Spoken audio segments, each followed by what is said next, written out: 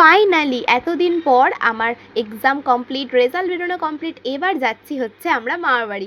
অনেক দিন ধরেই ভাবছি আমরা মামার বাড়ি যাবো, কিন্তু যাওয়া হয়ে উঠছিল না। তো ফাইনালি আজকে চলেই গেলাম মামার বাড়ি। আর এদিকে দেখো তাতানবাবু তো মায়ের কোলে বসে আছে, আর আমি আর দিদি পাশাপাশি বসেছি।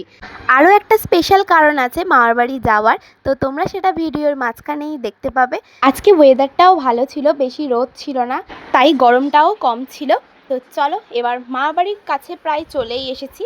তো এবার আমি আর তাতানবাবু একসাথে যাচ্ছি। দেখো ও তো আমাকে ছাড়বেই না। তো যাই হোক, আমি ব্যাগ নিয়ে হাতে, আর ওদিকে মায়ের কাছে, দিদির কাছে, ওদের কাছেও ব্যাগ আছে। আর এই দেখো এখানে তাতানবাবু এই কচ্ছপটাকে দেখে ভয় পাচ্ছে, কিন্তু আর 2 মিনিট ওকে যদি ওখানটায় রাখতাম কচ্ছপটাকে মেরে দিত।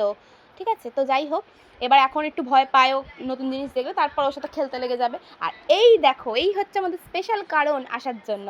আমাদের বাড়িতে নতুন সদস্য এসছে, মানে মা লক্ষ্মী এসছে, আমার দাদার মেয়ে হয়েছে। তারপর এবার আমরা বিকালের দিকে একটু মার্কেটে চলে গিয়েছিলাম আমার একটা দাদা আর তার বউকে নিয়ে।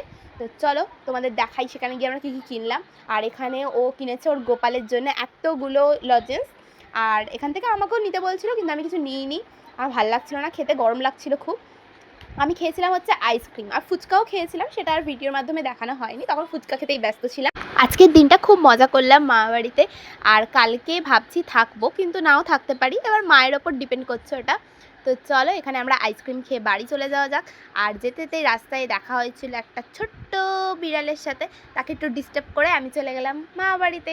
আর ও দেখো এখানে মিট মিট করে তাকিয়ে আছে আমার দিকে।